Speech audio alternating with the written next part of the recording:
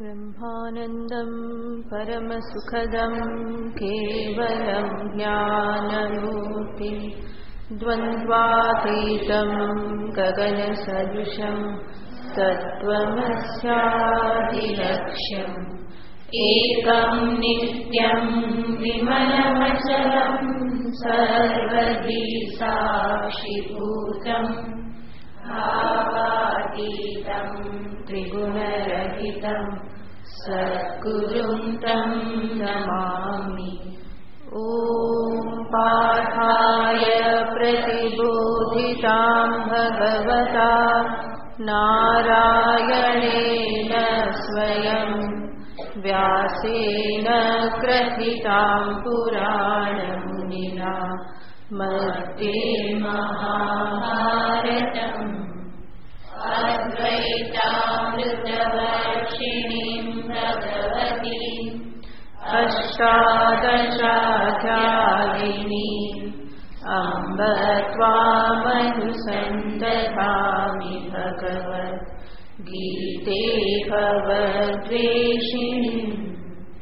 यं ब्रह्मा वरुणेन्द्ररुद्रमरुतः सुन्वन्ति दिव्यैस्तवैः वेदैः साङ्गपदक्रमोपनिषदे गायन्ति यं सामगाः ध्यानावस्थिततद्गतेन मनसा पश्यन्ति यं योगिनः यस्यान्तं न विदुःसुरासुरगणा देवाय तस्मै नमः। यस्यान्तं न विदुःसुरासुरगणा देवाय तस्मै नमः।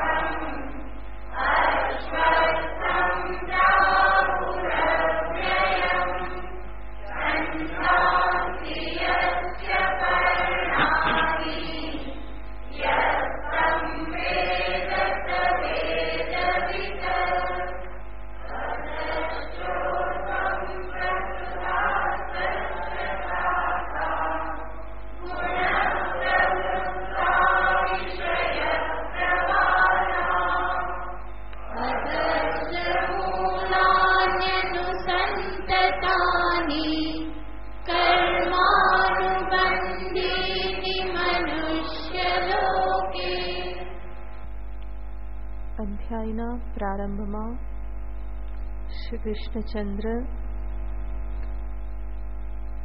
સંસાર વૃક્ષનું નિરૂપણ કરે છે. સંસાર વૃક્ષના નિરૂપણનું પ્રયોજન છે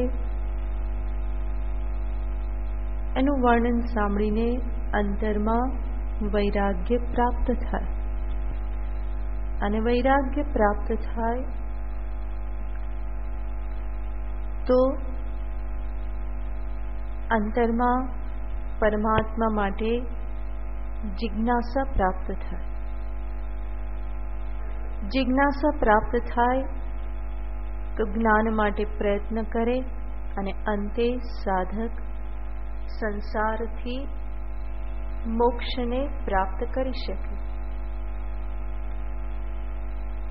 તો અનેક વખત આપણે જોઈએ છીએ સમગ્ર શાસ્ત્રનું પ્રયોજન જીવને સંસાર બંધનથી મુક્ત કરવાનું જ છે. શાસ્ત્ર કંઈ પણ વાત કરે એનું તાત્પર્ય અંતે જીવને પરમ લક્ષ્ય મોક્ષ સુધી પહોંચાડવાનું જ છે.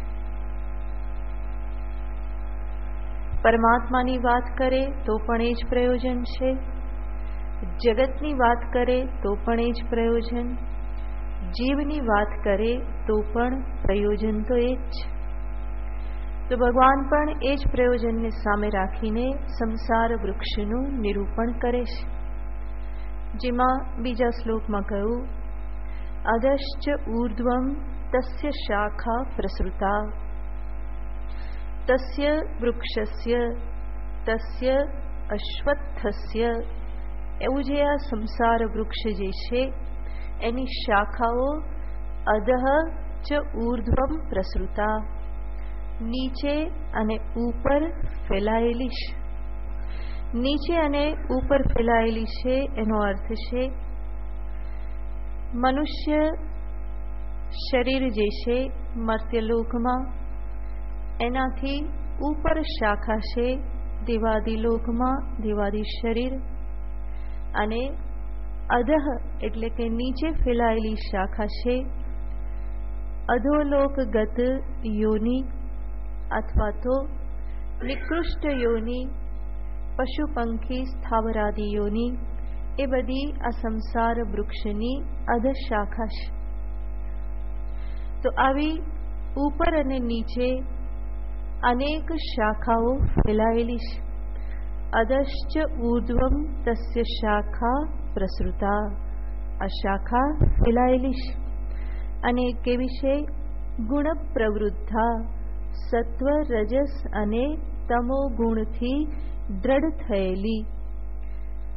વિષય પ્રવાલાહા, ગઈ વખતે આપણે જોયેલું હતું, પ્રવાલ એટલે અંકુર, કૂપણો. અંકુર કરતા પણ કૂપણ, જે કોમળ કોમળ કૂપણ હોય છે વૃક્ષની ડાળી પર, છેડા પર જે કોમળ કૂપણ ફૂટે એને કહેવાય છે પ્રવાલ. અને જે હંમેશા આનંદદાયક, સુખદાયક, જોવી ગમે એવી, સ્પર્શ કરવો ગમે એવી, સૂંઘવી ગમે એવી એ કૂપણો હોય છે. એવી જ રીતે ભગવાન અહીંયા કહેશે સંસાર વૃક્ષની શાખામાં શબ્દ સ્પર્શ રૂપ રસ ગંધ આ બધા વિષયો કૂપણ છે. અને એટલા માટે જ જીવ એ કૂપણો પ્રત્યે આકર્ષિત થાય છે. એને જોવા માટે, સ્પર્શ કરવા માટે, સૂંઘવા માટે, રસ લેવા માટે એ હંમેશા લાલાયિત થાય છે. તો શબ્દ સ્પર્શ રૂપ રસ ગંધ આ બધા વિષયો જ સંસારની કૂપણો છે. આગળ ભગવાન કહેશે અધશ્ચ મૂલાની અનુસંતતાની, આ વૃક્ષના મૂળ જે છે એ અધશ્ચ અનુસંતતાની, અધ એટલે નીચે, ખૂબ સારી રીતે ફેલાયેલા છે. આપણને સ્વાભાવિક પ્રશ્ન થાય કે શરૂઆતમાં તો ભગવાને કહ્યું કે ઉર્ધ્વ મૂલમ, અને હવે અહીંયા શું કહેશે? અધશ્ચ મૂલાની. પહેલા કહ્યું કે એનું મૂળ ઉપર છે અને હવે કહેશે એના મૂળ ક્યાં છે? કે નીચે છે. તો હવે સમજવું શું? એ સમજવા માટે જ આચાર્યની સંપ્રદાયની જરૂર પડે છે. નહીં તો ફરી એવું જ લાગે કે કૃષ્ણના કંઈ ઠેકાણા નહીં. ઘડીક કહેશે ઉપર મૂળ છે ને હવે કહેશે નીચે બહુ ફેલાયેલા છે. તો ઉપર જે કહ્યું ઊર્ધ્વ મૂળ, એનો અર્થ છે સમસ્ત સંસાર વૃક્ષનું અધિષ્ઠાન શુદ્ધ પરમાત્મ સ્વરૂપ છે. એ શ્રેષ્ઠ પરમાત્મ સ્વરૂપને સામે રાખીને કહું. કારણ કે કોઈ પણ મિથ્યા વસ્તુ, અસત્ય વસ્તુ, ભ્રાંતિ ક્યારેય પણ નિરધિષ્ઠાન હોતી નથી. તો મૂળ અધિષ્ઠાન તો પરમાત્મા જ છે, અને પરમાત્મા સર્વથી ઉત્કૃષ્ટ છે. માટે કહ્યું કે સંસારનું મૂળ કેવું છે? ઊર્ધ્વ મૂળ. પરંતુ અહીંયા ભગવાન કહેશે અધશ્ચ મૂલાની. એ જે ભગવાન કહેશે એનો અર્થ છે કે આ સંસાર વૃક્ષને વધારે દ્રઢ થવા માટે જે બધા મૂળ જે નીચે ફેલાયેલા છે એ બધા અધશ્ચ મૂલાની અનુસંતતાની. એ મૂળ કયા? તો એને ભગવાન શંકરાચાર્યજી મહારાજ બતાવે છે મનુષ્યના પોતાના રાગ, દ્વેષ, કામ, કર્મ, કર્મફલ, એનો ભોગ, એનાથી સંસ્કાર, ફરી ઈચ્છા, રાગ, દ્વેષ, ફરી કામ, કર્મ, કર્મફળ, આ બધા જે મૂળ જે છે એ અત્યંત ફેલાયેલા છે, ખૂબ જ વિસ્તાર પામી અને રહેલા છે. માટે ભગવાને કહ્યું અનુસંતતાની, એકની પાછળ બીજું એકની પાછળ બીજું એ ફેલાતું જ જાય છે. અને એટલે જ ભગવાન એને સુવિરૂઢ મૂલમ કહેવાના છે. સંસાર વૃક્ષનું મૂળ કેવું છે? અત્યંત દૃઢ છે. અને એટલા માટે જ એને નષ્ટ કરવું, છેદન કરવું એ આસાન વાત નથી. તો મનુષ્યના રાગ, દ્વેષ, કામ, કર્મ અને એનાથી થતા જે કંઈ પણ ધર્માધર્મ, શુભાશુભ કર્મ એ જ આ સંસાર વૃક્ષનું અત્યંત વિસ્તાર પામેલું મૂળ છે. અને ભગવાને આ મૂળ એવા વિસ્તારી દીધેલા છે કે પછી એમણે કંઈ કરવા પડવું રહેતું નથી. સંસારને ચલાવવા માટે એમણે કંઈ કરવું પડતું નથી. તો જે અવિદ્યા, કામ, કર્મ, જે વાસના, સંસ્કાર આ બધું જે છે એના થકી સંસાર વૃક્ષ જે છે એ એકદમ જ પલ્લવિત રહેશે, ક્યારેય પણ સુકાતું નથી. ભગવાને એને સુકવવા, એને હંમેશા જીવતું રાખવા માટે કે નવપલ્લવિત રાખવા માટે કોઈ પ્રયત્ન કરવો પડતો નથી. મનુષ્યમાં જ એવા પ્રકારની એમણે વાસનાઓ કે જે કંઈ પણ સંસ્કારો કે કર્મ બંધન જે એવા મૂકેલા છે કે એ સંસાર વૃક્ષ આપોઆપ જ દ્રઢમૂળ થતું જાય છે અને વધારે ને વધારે વિસ્તરતું જાય છે. માટે જ સંસાર મૂળનો ઉચ્છેદ કરવો હોય તો સર્વપ્રથમ આ મૂળ ઉપર ધ્યાન આપવું પડે છે.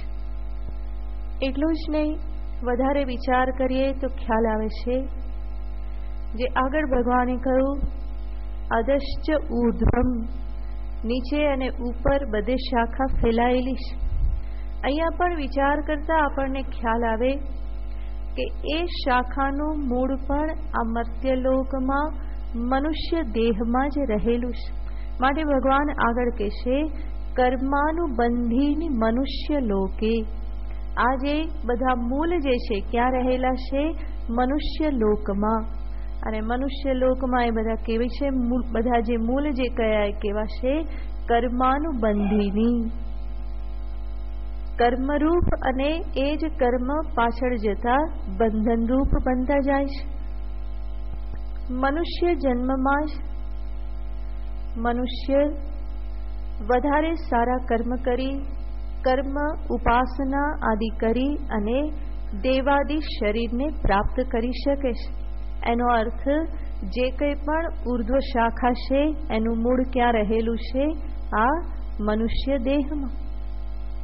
અને એ જ મનુષ્ય નિકૃષ્ટ કર્મ કરી, અધર્મ કર્મ કરી અને નિકૃષ્ટ યોની, પશુ પંખી આદિ જે અધો યોની જે છે એને પણ પ્રાપ્ત કરે છે. એનો અર્થ શું થયો? તો કે સમસ્ત બ્રહ્માંડ રૂપી વૃક્ષ જે ફેલાયેલું છે એનું કેન્દ્ર ક્યાં રહેલું છે? આ મનુષ્ય દેહમાં રહેલું છે.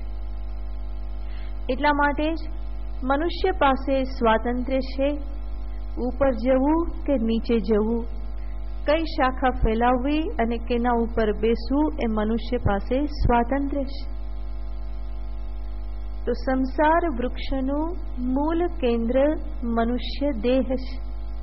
માટે જ મનુષ્ય દેહને અત્યંત મહત્વનો, દુર્લભ માનવામાં આવે છે. તો પોતાના કર્મોને સુધારી, વાસનામાં પરિવર્તન લાવી અને મનુષ્ય ઉન્નતિ સાધી શકે છે. મનુષ્ય દેહ જ એવો દેહ છે કે જેમાં આગળની યાત્રા માટે સુધારો કરવાની કંઈક સંભાવના રહેલી છે. મનુષ્ય જે કંઈ પણ કર્મ કરે છે, વાસના વશાત કરે છે અને કર્મ થયા પછી ફરી પાછા એ કર્મો નવી વાસના કે સંસ્કારને ઉત્પન્ન કરે છે. એટલું જ નહીં, મનુષ્ય દ્વારા થયેલા કર્મ અવશ્ય એક નવા ફળને પણ ઉત્પન્ન કરે છે. જ્યારે પશુ પંખી આદિ યોનિમાં જરૂર એમના દ્વારા પણ જે પ્રવૃત્તિ થાય છે એ પૂર્વ વાસના સંસ્કાર અનુરૂપ થાય છે.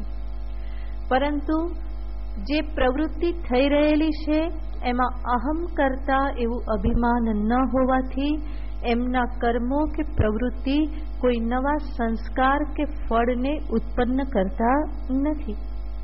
જ્યારે મનુષ્યની દરેક ક્રિયા એક સંસ્કાર અને ફળને ઉત્પન્ન કરે છે. એટલે જ આપણે અનેક વખત જોયેલું છે કે એક જ મનુષ્ય જન્મમાં એ મનુષ્ય એટલા બધા કર્મ કરે છે કે બાકીના બધા જન્મો માટે એનું પેટ્રોલ બધું ભરાઈ જાય છે. જે કંઈ પણ જોઈએ આગળ યાત્રા કરવા માટે એ બધા પાપ પુણ્ય ધર્માધર્મ એ બધા એક મનુષ્ય જન્મમાં ભેગા કરી લે છે. એના આધારે એ 84 લાખ -1 એ બધા જન્મોમાં એ દોડી શકે છે, અનેક યોનિ પ્રાપ્ત કરી શકે છે. માટે જ મનુષ્ય જન્મ જે છે એ આ પ્રમાણે કેન્દ્રરૂપ બની જાય છે. ભગવાન અહીંયા એ જ કહે છે, મનુષ્ય લોકે કર્માનુબંધીની. મનુષ્ય લોકમાં આ બધા જે મૂળ જે છે કેવા છે, કર્માનુબંધી, કર્મના આધારે બધા ઉત્પન્ન થનારા, દ્રઢ થનારા. અને એ બધા જે છે મૂળ કેવા છે, અનુસંતતાની, અત્યંત ફેલાયેલા છે. તો મનુષ્ય જન્મમાં મનુષ્ય પોતે જ્યાં છે એનાથી આગળ વધવાની સંભાવના છે. એટલું જ નહીં, મનુષ્ય જન્મમાં સૌથી મોટી સંભાવના છે આ સંસાર વૃક્ષનું છેદન કરવાની. આ સંસાર બંધનથી મુક્ત થવા માટેનું સામર્થ્ય આ મનુષ્ય જન્મમાં છે. એટલા માટે જ સંતો ફરી ફરીને કહેશે કે માનવ દેહ અત્યંત મહામૂલો છે. એમાં જે પ્રાપ્ત થઈ શકે છે એ અન્ય કોઈ યોનિમાં પ્રાપ્ત થઈ શકતું નથી. કોઈ અપવાદ જરૂર હોઈ શકે, પરંતુ માનવ દેહમાં આ પરમ શાશ્વત તત્વને પ્રાપ્ત કરવાની પૂરેપૂરી સંભાવના રહેલી છે. બલકી દરેક મનુષ્ય જન્મ એટલા માટે જ પ્રાપ્ત થાય છે. અને દરેક મનુષ્યને ભગવાન એ પોતાના પરમ લક્ષ્યને પ્રાપ્ત કરવા માટે જેટલી પણ શક્તિ, જેટલી પણ બુદ્ધિ આવશ્યક છે એ દરેકને પરમાત્મા આપે જ છે. મનુષ્ય પછી એને ઉપયોગ ક્યાં કરે એ અલગ વાત છે, પરંતુ જીવનના પરમ લક્ષ્યને પામવા માટેનું સામર્થ્ય, શક્તિ, બુદ્ધિ દરેક મનુષ્યમાં હોય જ છે. તો પોતાના સંસ્કારો, કર્મમાં, વાસનામાં પરિવર્તન કરવા માટે મનુષ્ય જન્મ એ શ્રેષ્ઠ જન્મ છે. મનુષ્ય પોતાના જીવનમાં કર્મ, ઉપાસના, ભક્તિ, યોગ આ બધાનું અનુષ્ઠાન કરી શકે છે. એ પોતાના જીવનમાં જે કંઈ પણ કર્મ કરે, કર્મ થકી એ પોતાના સંસ્કારોમાં, વાસનામાં પરિવર્તન લાવી શકે છે. ભક્તિ, ઉપાસના થકી એ પોતાના સંસ્કારોનું શુદ્ધિકરણ કરી શકે છે. યોગ દ્વારા એ વાસના નિરોધ કરી શકે છે. અને અંતે જ્ઞાન દ્વારા સમસ્ત વાસના સંસ્કારનો ઉચ્છેદ કરી સંસારથી મુક્ત પણ થઈ શકે છે. આટલી સંભાવના, આટલી બધી સગવડ બીજા કોઈ જન્મમાં, બીજા કોઈ શરીરમાં નથી. વિચાર કરો કેટલો દુર્લભ દેહ છે, જ્યાં કર્માનુષ્ઠાન, ભક્તિ, યોગાનુષ્ઠાન, જ્ઞાન પ્રાપ્તિ આ બધું જ સંભવ છે. સંસ્કારોને સુધારવા, એનું ઉર્ધ્વીકરણ કરવું, શુદ્ધિકરણ કરવું, એનો ઉચ્છેદ કરવો, સંસારથી મુક્ત થવું આ બધું જ માનવ જન્મમાં સંભવ છે. ભગવાન જ અહીંયા સ્પષ્ટ રૂપે કહેશે, મનુષ્ય લોકે, મનુષ્ય લોકમાં જ આ બધા મૂળ ફેલાયેલા છે.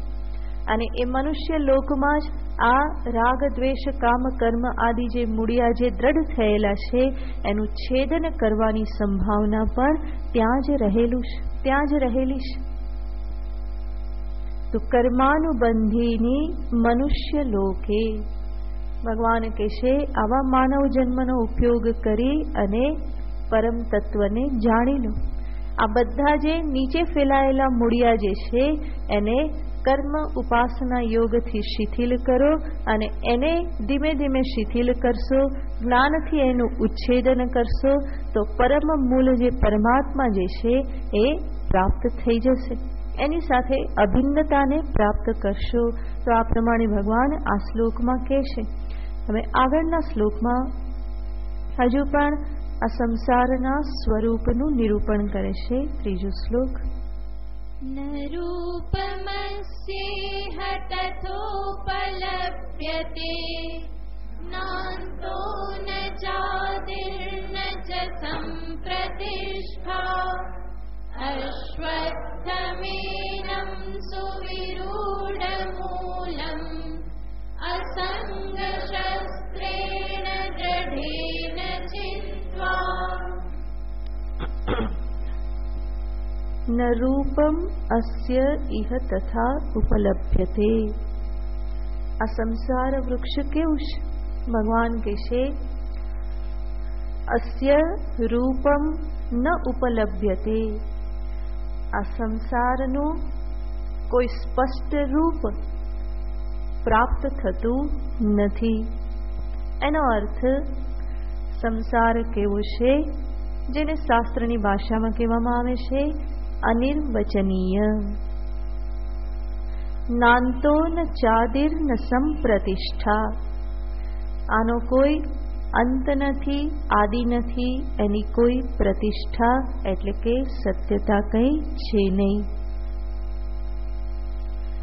એવું આ અશ્વત્થમ વૃક્ષ જે છે કે જે સુવિરૂઢ મૂલમ, જેના મૂળ અત્યંત દ્રઢ છે, એને અસંગ શસ્ત્રેણ દૃઢેન છિત્વા. એનું શું કરવાનું છે? અસંગ શસ્ત્રથી દ્રઢતાપૂર્વક એનું છેદન કરવાનું છે. તો સર્વપ્રથમ ભગવાન કહેશે કે આ સંસાર જે પ્રમાણેનો દેખાય છે એ પ્રમાણેનો નથી.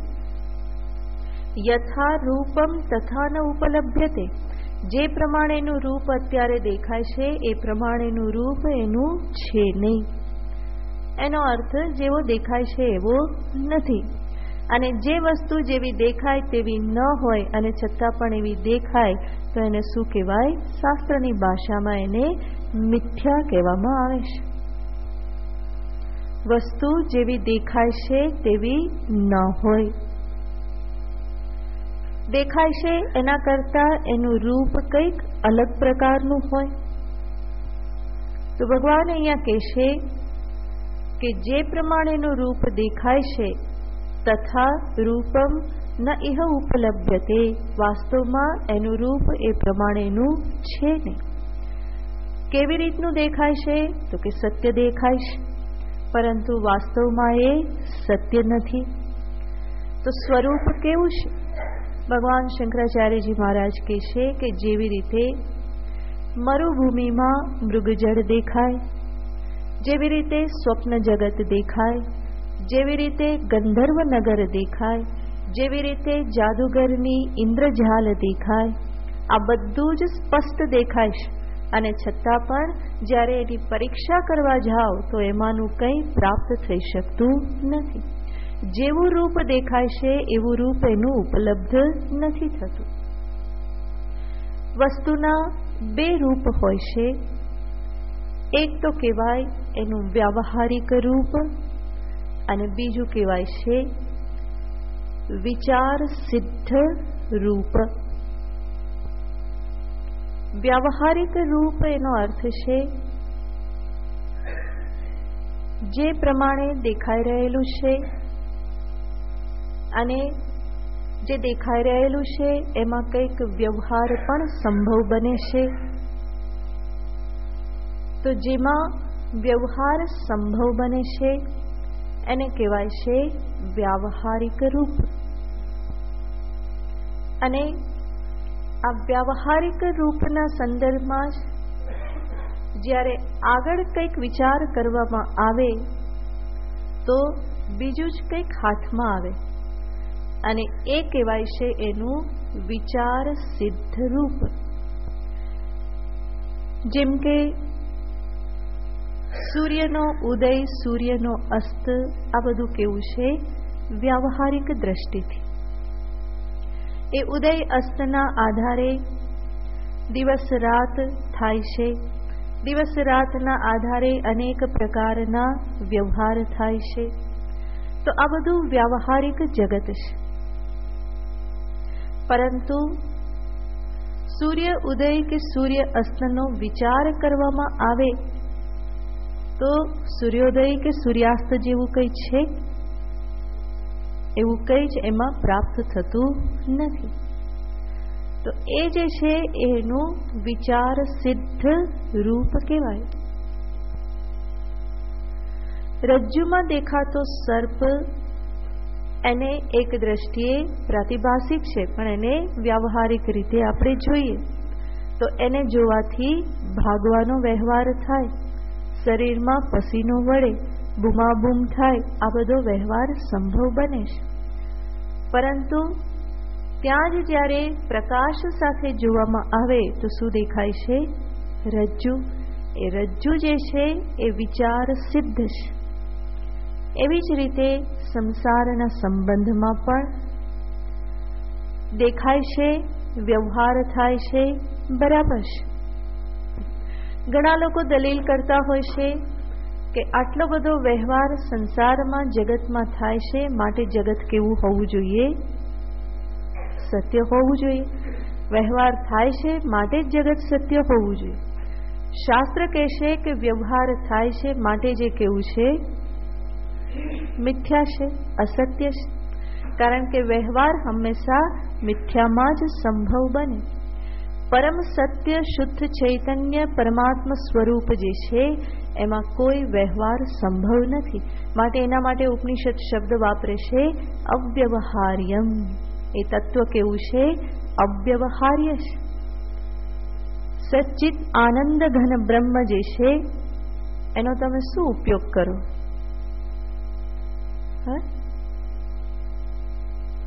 કઈ ઉપયોગ થાય? એમાં કઈ વ્યવહાર થાય? અને વાસ્તવિકતા તો છે કે એ તત્વ સ્થિતિમાં દ્વિતીય કંઈ રહેતું જ નથી. અને વ્યવહાર હંમેશા ક્યાં સંભવ બને? બે હોય, અનેક હોય, ભેદ હોય ત્યાં. એક અદ્વિતીય તત્વમાં વ્યવહાર શું હોય? તો જગત જે છે એ વ્યાવહારિક છે. અને વ્યાવહારિક છે એનાથી કોઈ સત્યતા સિદ્ધ થતી નથી. તમે સ્વપ્ન જ્યારે જુઓ છો તો એમાં પણ ઘણા બધા વ્યવહાર કરો જ છો. કોઈની જોડે વાત કરો છો, પ્રેમ કરો છો, ઝઘડો કરો છો, બીક લાગે છે, ભૂખ લાગે તો ખાઈ લો છો. તો આ બધો વ્યવહાર ક્યાં થાય છે? સ્વપ્નમાં. તો સ્વપ્ન વ્યવહાર થાય છે માટે સ્વપ્ન કેવું હોવું જોઈએ? સાચું હોવું જોઈએ ને. પણ અહીં બેઠેલા કોઈ એવું કહેશે કે સ્વપ્ન સત્ય છે? હા, હિંમત હોય તો કહો કે સ્વપ્ન સાચું જ છે. કહી શકો એમ નથી, કારણ કે તમને બધાને ખબર છે એક ક્ષણ પછી કંઈ ત્યાં રહેતું નથી.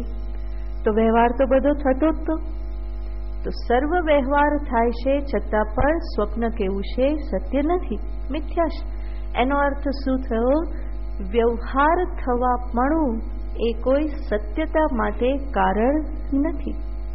વ્યાવહારિક હોવું, વ્યવહાર સિદ્ધ થવો એ અસત્યમાં પણ સંભવ બને છે. એના માટે કંઈ પણ વસ્તુ સત્ય હોવી જરૂરી નથી. જેમ તમે વિચાર કરો, પતિ, પત્ની, મા બાપ, સંતાન, આ બધા વ્યવહાર તમે કરો છો. ત્યાં આગળ વિચાર કરો, પતિ પત્ની એ શું છે? કોઈના પર લખેલું છે, લેબલ મારેલું છે? લગ્ન પહેલા એ પ્રમાણે હતું? નહોતું. એનો અર્થ શું થયો? આ સંબંધ જે છે એ માત્ર માનેલો છે, એને માન્યતા આપવામાં આવેલી છે કે હવેથી આ પ્રમાણે માનવું. તો એ માન્યતાના આધારે સમસ્ત વ્યવહાર સંભવ બની જાય છે. પરંતુ જરૂરી નથી કે સંબંધ પારમાર્થિક પરમ સત્ય હોય, કારણ કે પહેલા પણ પતિ પત્ની નહોતા, બેમાંથી એક ગયું તો પછી પણ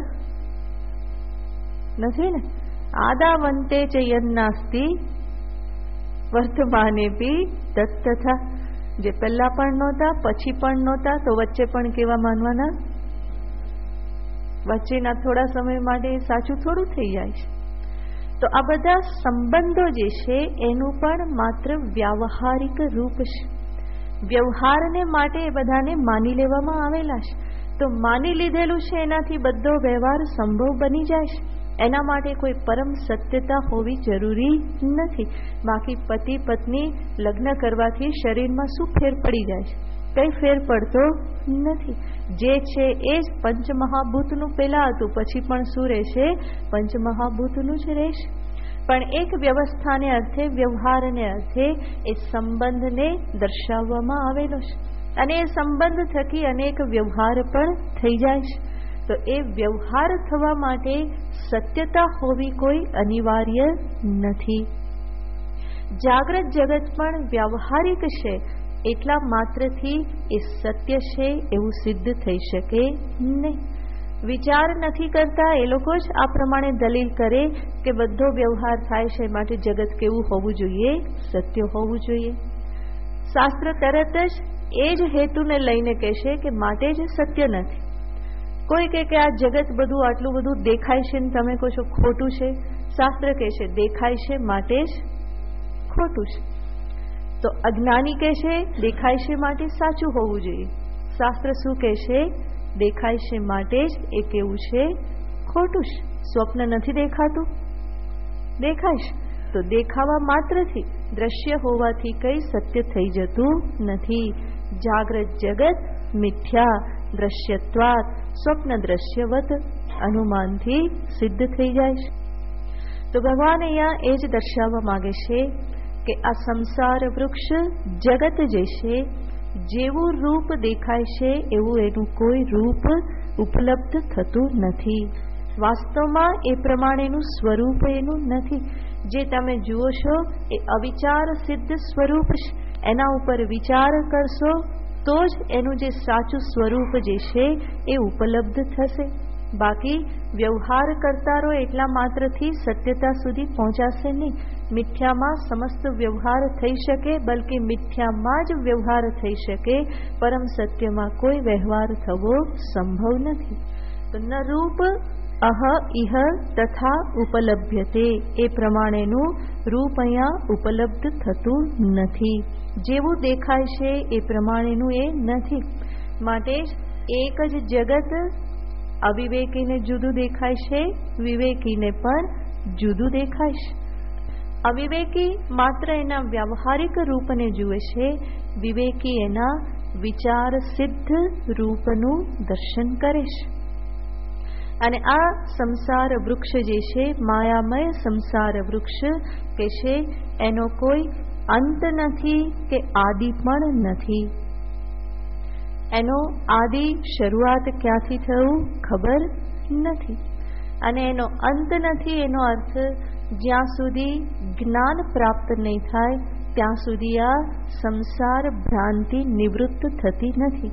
એને લઈ અને એને અંતરહિત પણ કહી દેવામાં આવે છે. તો જ્ઞાન વગર નષ્ટ થનારું ન હોવાથી એને સાપેક્ષ રીતે અનંત કહી દેશે. અને એક જીવની ભ્રાંતિ નષ્ટ થાય તો પણ બીજા જીવની તો ચાલુ રહેવાની જ છે. તો આદિ નથી, અંત નથી, અને ન જ સંપ્રતિષ્ઠા, એની કોઈ પ્રતિષ્ઠા એટલે કે વાસ્તવિક આધાર કોઈ નથી. એ ક્યાં રહેલું છે સિદ્ધ કરી શકાય એમ નથી. ભેદ ભિન્ન એવું આ જગત, વિકારી જગત, આવું આ સંસાર વૃક્ષ ક્યાં રહેલું છે? એનો કોઈ આધાર, પ્રતિષ્ઠા સ્પષ્ટ રૂપે કહી શકાય એમ નથી. કારણ કે શુદ્ધ ચિદઘન પરમાત્મામાં સંસાર જેવું કંઈ છે નહીં. અને સંસાર પોતાની રીતે પોતાનામાં પણ સ્થિત રહી શકે નહીં. તો એ આપમેળે પણ સ્થિત ના રહી શકે અને પરમાત્મામાં પણ એની સિદ્ધિ થતી નથી. સર્પ જે છે એ સર્પમાં છે ખરો, સર્પની પ્રતિષ્ઠા દેખાતા સર્પની પ્રતિષ્ઠા સર્પમાં છે એવું કહેવાય? તો ક્યાં છે? રજ્જુમાં. ખરેખર રજ્જુમાં સર્પ છે? લાઈટ લઈને જોવા જશો તો ક્યાં દેખાશે? નીચે દોડીને ઉપર પેલો બેઠેલો હશે એવું દેખાશે. એનો અર્થ શું? સર્પ જે છે એ પોતાની રીતે સ્વતંત્ર રીતે પ્રતિષ્ઠા ધારણ ન કરી શકે. રજ્જુમાં પણ એની કોઈ પ્રતિષ્ઠા છે નહીં. તો પછી એ છે ક્યાં? ક્યાંય સિદ્ધ થઈ શકે એમ નથી. સંસાર જે છે, સંસાર પોતાની રીતે પોતાનામાં પ્રતિષ્ઠિત ન હોઈ શકે અને શુદ્ધ ચૈતન્ય સ્વરૂપ બ્રહ્મમાં પણ સંસારની કોઈ પ્રતિષ્ઠા સિદ્ધ થાય નહીં. તો છે ક્યાં? તમે કહો કે અજ્ઞાનમાં છે, તો ફરી પ્રશ્ન કરવાનો રે, અજ્ઞાન ક્યાં છે? તો અજ્ઞાન પરમાત્મામાં હોય એ તો જ્ઞાન સ્વરૂપ છે. તો અજ્ઞાનની જ પ્રતિષ્ઠા સિદ્ધ નથી થતી, તો અજ્ઞાનજન્ય સંસારની પ્રતિષ્ઠા ક્યાં સિદ્ધ થાય? માટે કહેશે ન આદિ ન અંત ન ચ સંપ્રતિષ્ઠા.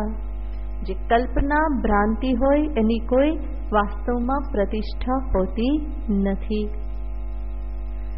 સંસારના સ્વરૂપના સંદર્ભમાં જેમ જેમ વિચાર કરતા જઈએ એમ એમ હાથમાં કંઈ આવતું નથી, બલ્કિ સંસાર હાથમાંથી સરકતો જાય છે, છૂટતો જાય છે.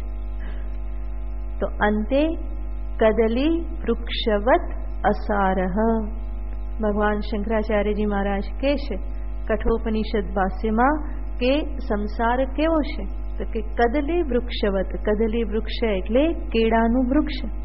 કેળાનું જે વૃક્ષ હોય એના એક પછી એક ઉપરથી બધા છાલ તમે કાઢતા જાઓ તો પછી હાથમાં શું આવે? કંઈ હાથમાં આવતું નથી. તો કદલી વૃક્ષવત અસારહ. ન ચ સંપ્રતિષ્ઠા, કોઈ પ્રતિષ્ઠા એની સિદ્ધ થવાની નથી. તો જે રીતે રૂપ દેખાય છે એવું રૂપ નથી. થોડોક વિચાર કરો તો એનું રૂપ તો બદલાઈ ગયેલું હોય છે. જાગ્રત જગત આપણને એવું લાગે છે કે હંમેશા એક સરખું જ રહેશે, પરંતુ વાસ્તવમાં એ એક સરખું રહેતું નથી. પોતાનું શરીર પણ એક સરખું રહેતું નથી. એક સરખું રહેતું હોત તો કાં તો બધા કેવડા હોત, પરંતુ એવું તો રહ્યું નહીં. એ ધીમે ધીમે કેવું થયું છે? મોટું થયું છે. તો બાળપણનું શરીર તો અત્યારે રહ્યું નથી, અને છતાં પણ મને ભ્રાંતિ શું થાય છે? આ શરીર કયું છે? એનું એ જ છે, એનું એ જ છે. હું કોણ છું? એનો એ જ છું. એ પ્રમાણે સતત થયા કરે છે. પણ વિજ્ઞાન પણ કહે છે કે 7 વર્ષે તો બધું બદલાઈ જાય છે. એમાંનું કંઈ રહેતું નથી. જૂનું બધું જતું રહે અને નવું બધું આવી જાય છે. આપણા શરીરની ઉપરની સ્કિન પણ અમુક દિવસમાં બધી બદલાઈ જાય છે. બધી ડ્રાય સ્કિન જતી રહે અને અંદર નવી સ્કિન બધી આવી જાય છે. અને છતાં પણ શું લાગે છે? આ શરીર કયું છે? એનું એ જ છે. પણ એનું એમાંનું કંઈ એનું એ નથી, અને છતાં પણ એ દેખાય છે કે એવું ને એવું જ છે. તો આ જ તો ભ્રાંતિ છે.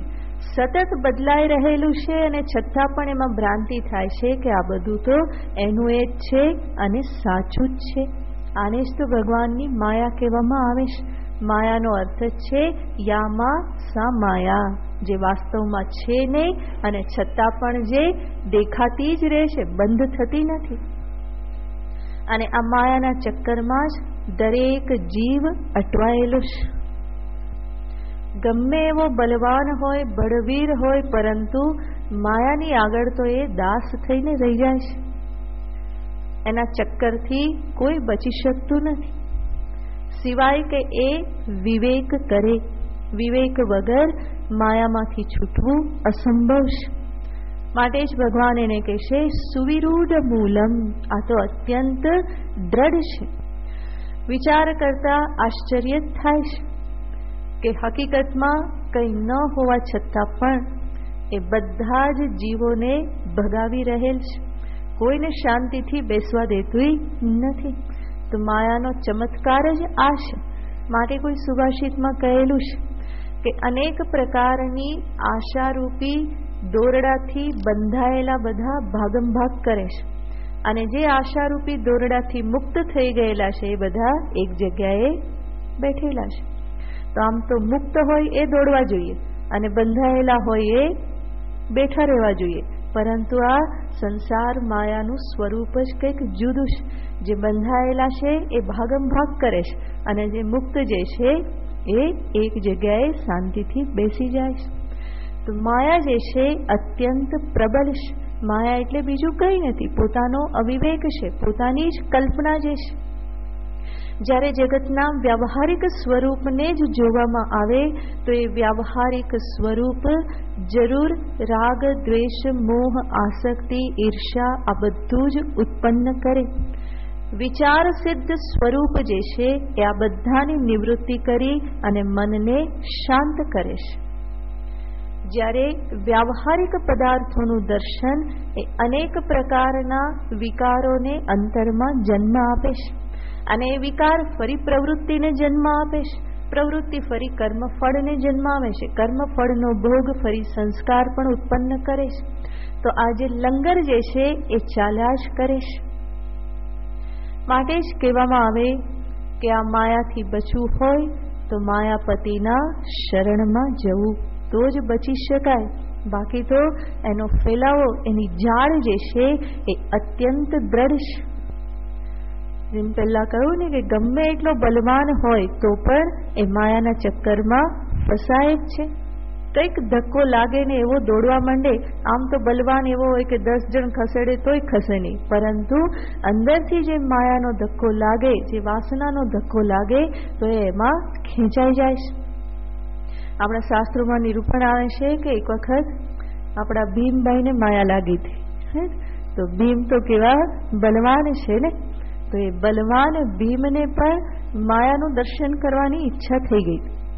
બહુ સરસ નિરૂપણ આવે છે કે એક વખત ભીમ જે છે બહુ જ ઉદાસ રહેતા હતા, હતાશ, નિરાશ, ઉદાસ એવા રહેતા હતા. તો શા માટે કોઈને ખબર ના પડે, અને કોઈ એને પૂછે તો એ સીધો જવાબ ના આપે કે કેમ આમ થયું. યુધિષ્ઠિર પણ પૂછે, પણ યુધિષ્ઠિરની સામે એ બહુ બોલે નહીં, કે ના ના કંઈ નથી. કે કુંતી માતા પૂછે તો પણ સરખો જવાબ ના આપે, કારણ કે હવે ભીમને ઉદાસ જોવા એટલે બધાને તકલીફ થાય ને. એ તો બધાને નચાવનાર છે, બધાને આનંદ આપનાર છે, અને એ જ્યારે ઉદાસ થઈ જાય તો બધાને તકલીફ થઈ જાય. તો બધા એને પૂછે પણ કોઈને સરખો જવાબ આપે નહીં.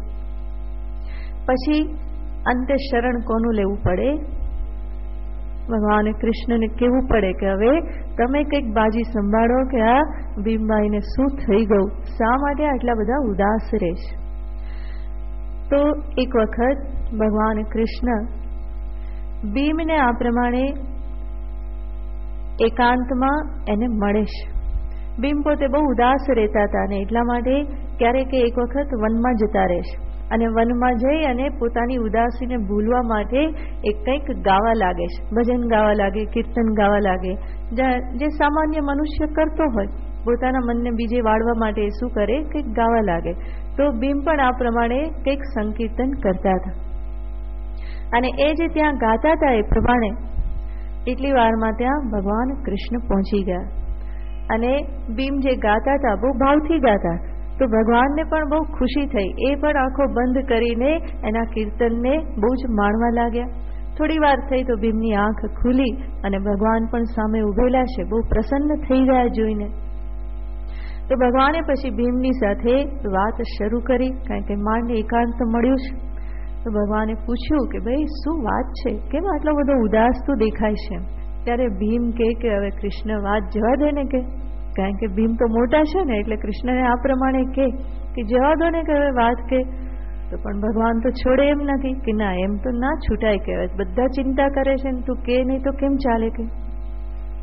ત્યારે ભીમ કહે છે કે શું કરું ભગવાન, કે એક દિવસ કે મેં દ્રૌપદી અને યુધિષ્ઠિરને સાથે જોયા અને એમાં સ્થિતિ એવી હતી કે યુધિષ્ઠિર દ્રૌપદીજીના પગ દબાવતા હતા અને કે એ જોઈને મને અંતરમાં ફાડ પડી કે આ શું થઈ ગયું. કે વરસ પછી દ્રૌપદી મારી સાથે રહેવા આવશે ને મારી પાસે આવું કામ કરાવશે તો આ પુરુષનો અહમ, કે આ દ્રૌપદી મારી પાસે પગ દબાવશે તો મારું થશે શું. કે યુધિષ્ઠિર જેવા યુધિષ્ઠિરને પણ આ પ્રમાણે એ દ્રૌપદીની ચરણ સેવા કરે છે, તો પછી મારે કરવી પડશે તો શું દશા થશે. કે અત્યારથી મને ચિંતા થાય, એ તો કે મારાથી થશે જ નહીં. કે એટલે કેવી રીતે કરું ને શું કરું તો આ સ્થિતિ ટળે મને કે ખબર પડતી નથી, એટલે કે મારું મન ઉદાસ રહેશે. આ સાંભળીને ભગવાનને એક વખત એવું હસવું આવી ગયું, પણ મેં બહુ તો હસાય નહીં ને, કારણ કે સામે ભીમ બિચારા દુઃખી છે. તો એ ભગવાનને આ પ્રમાણે કહે છે.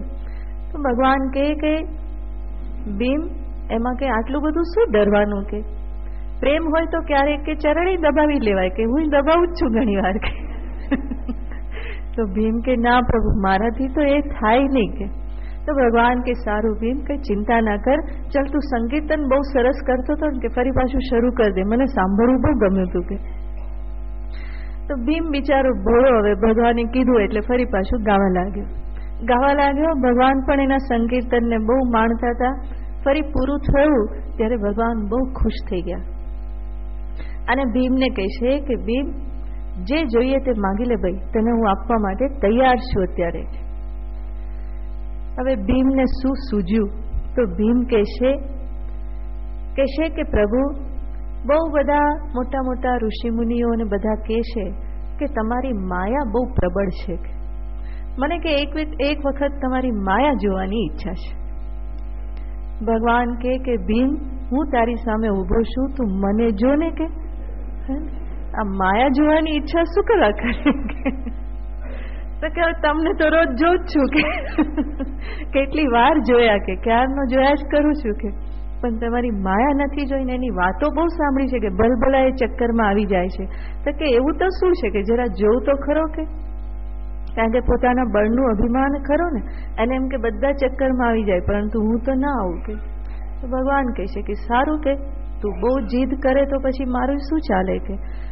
કે હું તને ક્યારેક કે માયા બતાવીશ. કે તો કે ક્યારેક નહીં, મને તો બધું જલ્દી જોઈએ, કે મારાથી રાહ નહીં જોવાય. કે બસ ભગવાન કે સારું, તું કાલે રાત્રે અહીંયા આવી જજે, કે જ્યાં છો ત્યાં જ આવી જજે, કે તને કંઈક અનુભવ થશે. તો ભીમ કે ભલે, બહુ ખુશ થઈ ગયા. બીજે દિવસે રાત પડી અને ભીમ ત્યાં આવ્યા.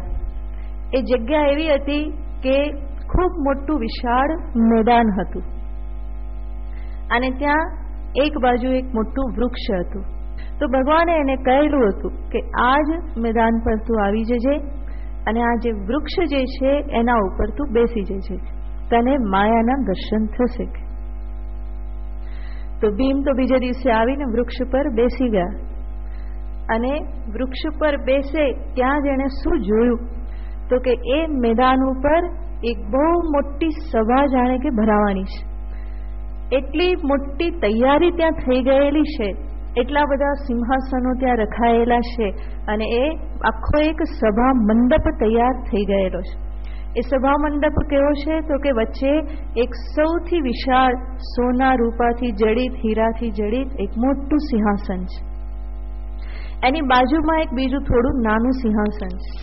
એને ફરતા બીજા 6 સિંહાસન છે અને એને ફરતા બીજા ઘણા બધા, આવી રીતે ઘણા બધા સિંહાસનોની રોલ એમાં ગોઠવાયેલી છે. હવે ભીમે જોયું કે આ તો કોઈ મોટી સભા ભરાવાની લાગે છે, અને એને વચ્ચે વચ્ચે પ્રશ્ન થતો રહ્યો કે આ વચ્ચે આટલું સુંદર, મહાન, આટલું વિશાળ સિંહાસન કોના માટે હશે, કોણ આવવાનું હશે, અને મનમાં સતત એ પ્રશ્ન થતો રહ્યો. થોડી વાર થઈ તો બહુ બધા વાજિંત્રો વાગ્યા અને ઘણા બધા દેવ દેવીઓ બધા જે છે સભામાં આવવા લાગ્યા અને આવીને પોતપોતાના સ્થાને બધા ગોઠવવા લાગ્યા. થોડો સમય થયો તો ગંધર્વ કિન્નર બધા આવ્યા અને એ પણ બધા પોતપોતાના સ્થાને બધા જઈને બિરાજવા લાગ્યા. પછી થોડો સમય થયો તો મોટા મોટા ઋષિમુનિઓ બધા આવ્યા કે જેમાંના ઘણા બધાને ભીમ ઓળખતા હતા, કારણ કે એ હસ્તિનાપુર આવતા રહેતા હતા. તો એ બધા આવ્યા અને એ પણ પોતપોતાની જગ્યાએ બધા ગોઠવાઈ ગયા. પછી આવ્યા બ્રહ્મા, વિષ્ણુ, મહેશ, રુદ્રાણી, પાર્વતી, લક્ષ્મી, આ બધાને લઈને આવ્યા. તો એ ત્રણેય આવ્યા અને એ ત્રણેય પણ પેલા જે 6 સિંહાસન હતા એના ઉપર બિરાજમાન થઈ ગયા. હવે તો ભીમને થયું કે આ ત્રણેય આવી ગયા, હવે કોણ બાકી રહ્યું? એ તો આ વચ્ચેનું સિંહાસન કોનું હશે, કોણ બિરાજવાનું હશે? થોડી વાર થઈ ત્યાં દ્રૌપદીનો પ્રવેશ થયો અને જેવા દ્રૌપદીજી આવ્યા ભગવતી સ્વરૂપમાં, આખી સભા ઊભી થઈ ગઈ. આખી સભા ઊભી થઈ ગઈ.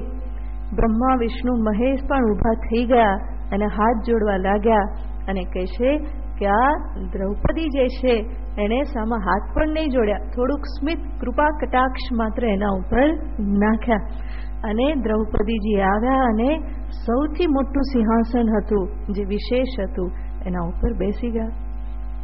ભીમ તો માથું ખંજવાળે કે આ થયું શું?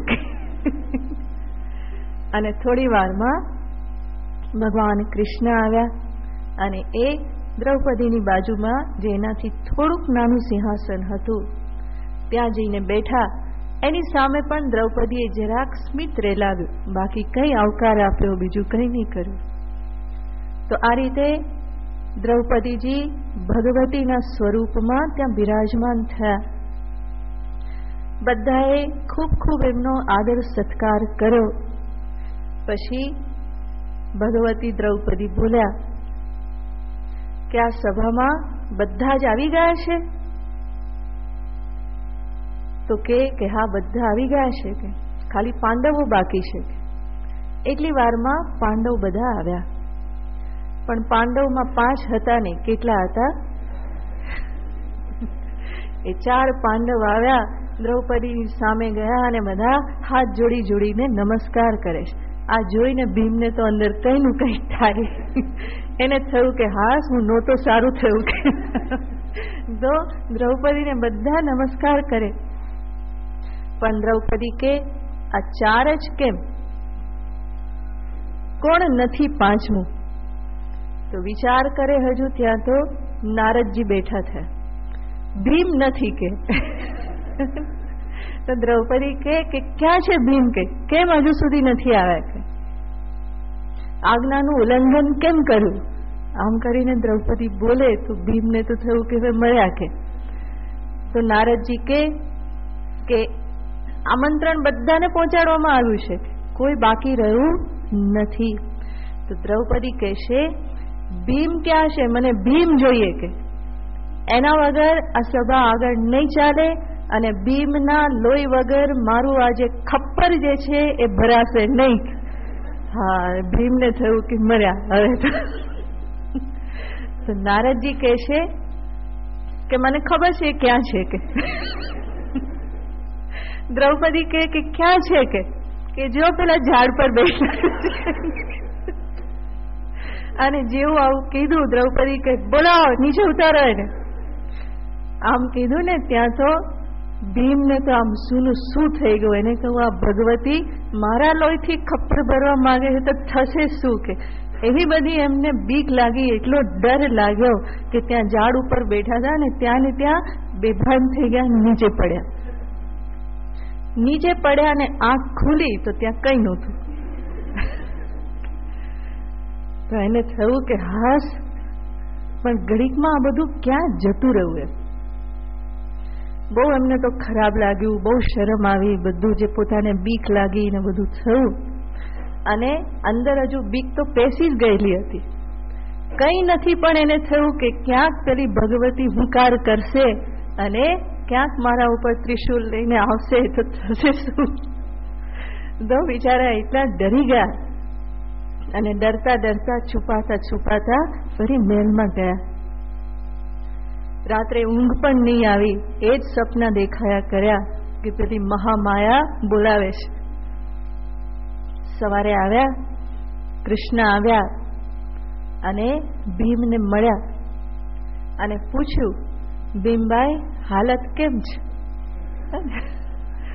ભીમ કે પ્રભુ વાત જવા દો, કે માયા જોઈ કે હા જોઈ, હવે પાછી ક્યારેય નહીં બતાવતા, કે હવે કે મારે ક્યારેય જોવી નથી. કે ભગવાન કે પૂરી થઈ ગઈ, હવે શું કરે આટલો બધો ડરે છે? કે પ્રભુ મને એ તો સમજાઈ ગયું કે દ્રૌપદી યોગ માયા મહામાયા છે, એ તો સમજાઈ ગયું. કે અને એટલે કે હવે મને ચરણ દબાવતા કોઈ તકલીફ નહીં થાય, કે એ તો હું સમજી ગયો કે તમારી માયા કે તમે આટલી જ બતાવી હતી, હું સમજી ગયો. પણ કે સાચું કહું કે હજુ કે પેલું ખપ્પર દેખાયા કરે, એ કે એ મનમાંથી જતું નથી. એટલે કે ફફડાટ તો હજુ ચાલુ જ છે. કે ભગવાન કે ભીમ એ માયા હતી, કલ્પના હતી ખાલી, એમાં કંઈ છે નહીં, મારી માયા આવી જ છે ના. પણ કે ગમે તેવી હોય પણ કે સામે દેખાવાનું બંધ થતું નથી, કે કંઈક તો કરવું પડે, કે ફફડાટ બેસી ગયેલો છે. એટલે પછી ભગવાને કહ્યું કે ચલ મારી સાથે. સાથે ગયા, કુંતી માતા પાસે ગયા અને કુંતી માતાને પણ વાત કરી કે આવું આવું થયું. અને ભીમને તો બહુ શરમ આવે વાત કરતા, કે માં આવું થયું, આવું થયું, આવું થયું બધું. તો કુંતી માતાએ પણ માથે હાથ ફેર્યો અને કીધું કે બેટા આ તો માયા ભગવાનની, એનાથી ડરવાનું નહીં. એ કે ના માયા તો માયા, પણ ડર તો લાગી ગયો. પછી એટલી વારમાં દ્રૌપદી આવી.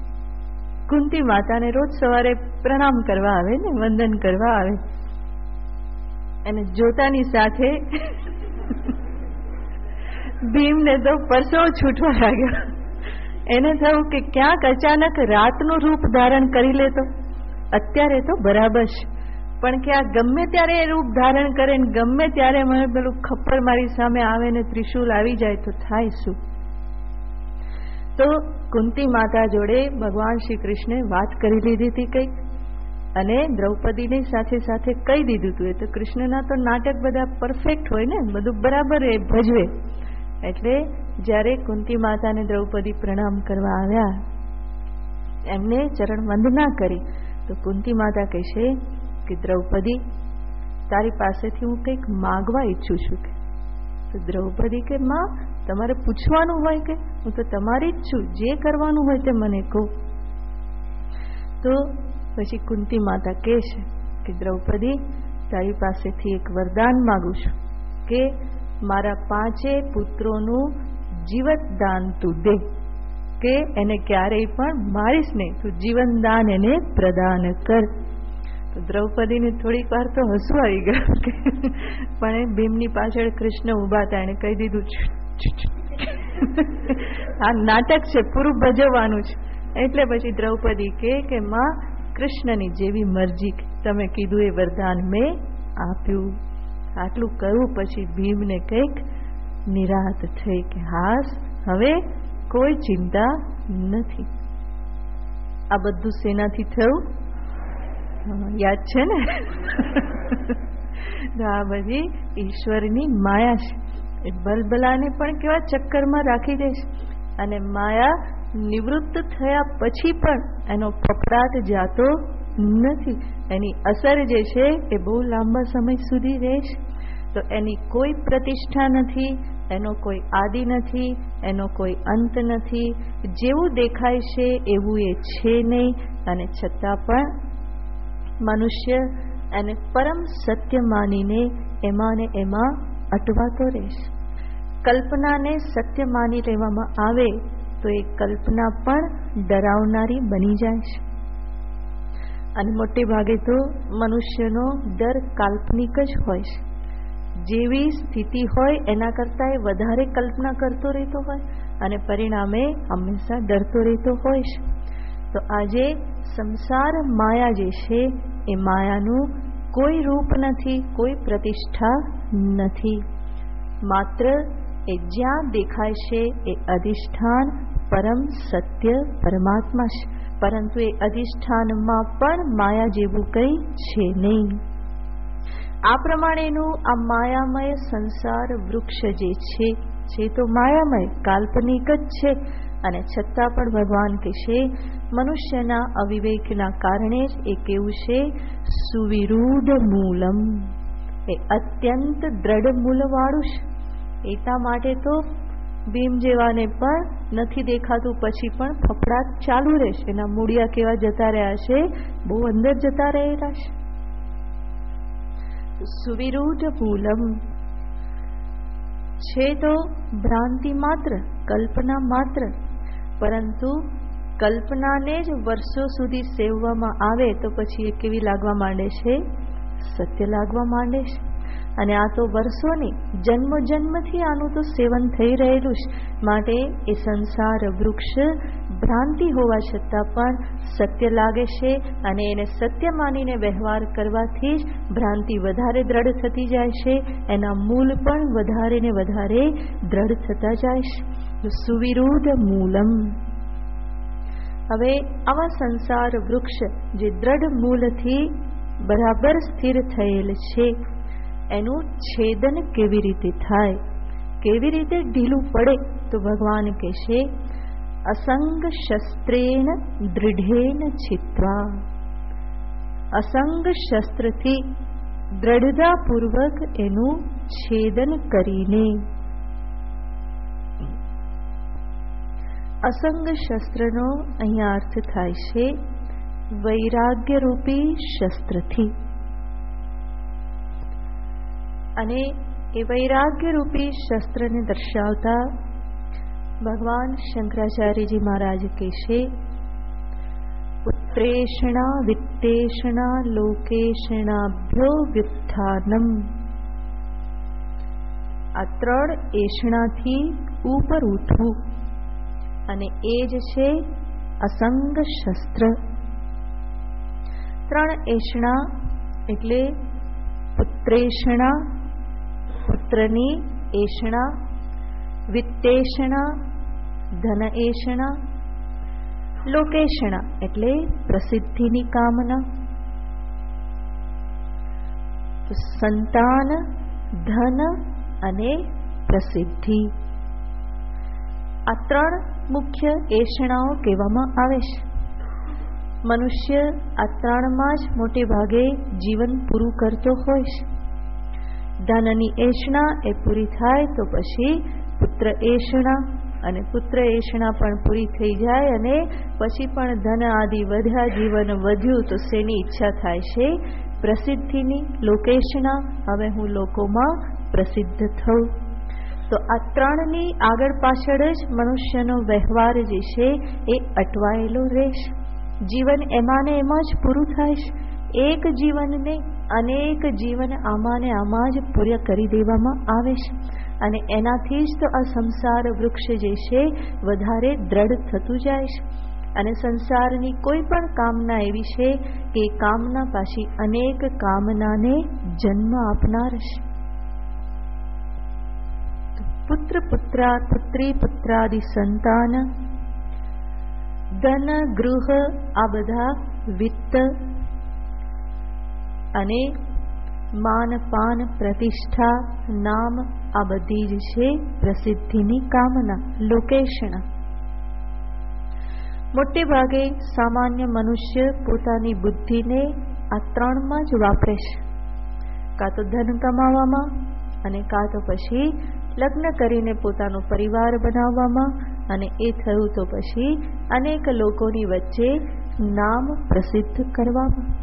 વિચાર કરો, જગતના મોટા ભાગના મનુષ્યો આની પાછળ જ પડેલા છે. આના સિવાય ચોથું કંઈ એમને દેખાતું નથી. જે કંઈ પણ કરે છે એની મૂળમાં આ ત્રણમાંથી કોઈ એક એષણા જ હંમેશા રહેલી હોય છે. અને એવી રીતે એષણા પૂર્તિ કરતા કરતા સંસાર વૃક્ષ જે છે એ દ્રઢ થતું જાય છે. સુવિરૂઢ મૂલમ માટે ભાષ્યકાર કહેશે, પહેલા તો આ એષણાઓમાંથી શિથિલ થવું રહ્યું, આ બધી કામનાઓ શિથિલ થવી રહી, એમાંથી ધીમે ધીમે ઉપર ઉઠવું રહ્યું. કારણ કે કોઈ પણ વૃક્ષને કાપવું હોય તો પહેલા શું કાપવું પડે? વિશાળ વૃક્ષ હોય તો પહેલા એની શાખાઓનું છેદન કરવું પડે અને પછી એને મૂળમાંથી કાપી શકાય. તો આ શાખાઓનું છેદન કરવું એનો જ અર્થ છે આ ત્રણ એષણાઓથી ઉપર ઉઠવું. તો એ વૈરાગ્યને, અસંગ શસ્ત્રને અહીંયા ભગવાન દર્શાવે છે.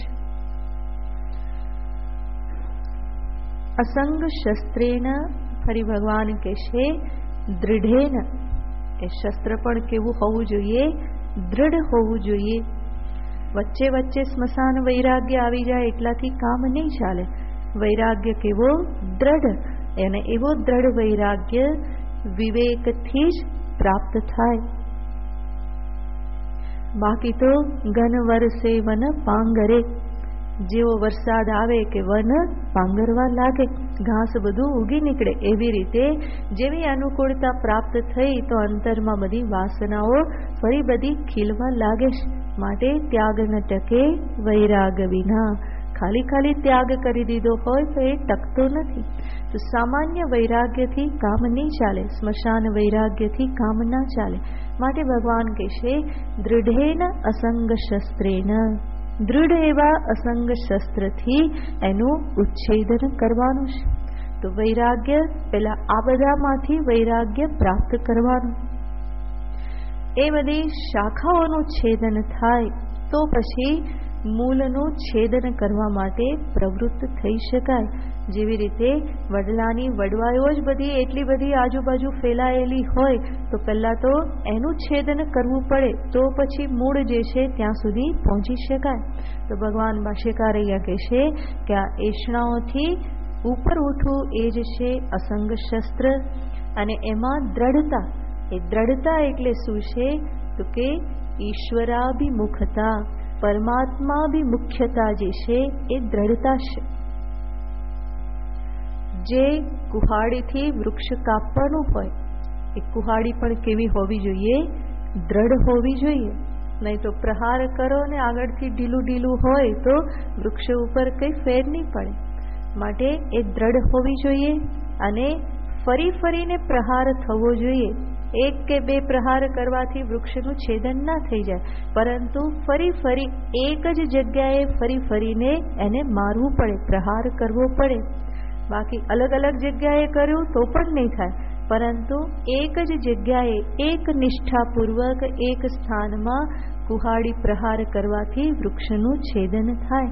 એવી જ રીતે અહીંયા પણ નિરંતર એક નિષ્ઠાથી ફરી ફરીને વિવેકાભ્યાસ કરવાથી આ બધા એષણાઓ રાગ દ્વેષની પકડમાંથી ધીમે ધીમે મુક્ત થઈ શકાય. તો ભગવાન એને અસંગ શસ્ત્ર કહેશે, જેને વિશેષ પછી જોઈશું. ઓમ પૂર્ણમદ પૂર્ણમિદં પૂર્ણાત પૂર્ણમુદચ્યતે પૂર્ણસ્ય પૂર્ણમાદાય પૂર્ણમેવાવશિષ્યતે. ઓમ શાંતિ શાંતિ શાંતિ. હરિ ઓમ શ્રી ગુરુભ્યો નમઃ. હરિ ઓમ.